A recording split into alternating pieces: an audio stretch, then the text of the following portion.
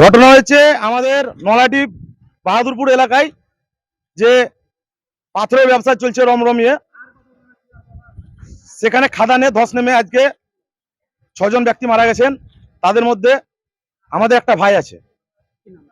ভাইয়ের নাম রথিন দফাদার।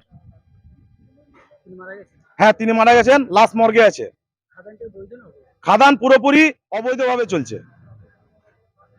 এই খাদানের কোনো পেপারস নেই, এই খাদানে কোনো মেট নিযুক্ত নেই।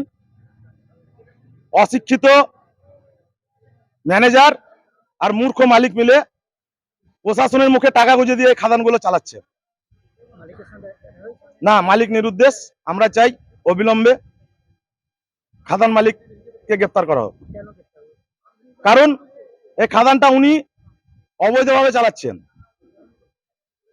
ওখানে সর্বপ্রথম একজন মেটের প্রয়োজন, যিনি আগে আমি বললাম, হ্যাঁ, যিনি খাদানটা সঠিকভাবে পরিচালনা করলে এই দুর্ঘটনা ঘটতো না।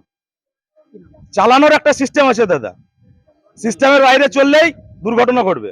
আমার নাম দিব্যেন্দু মন্ডল।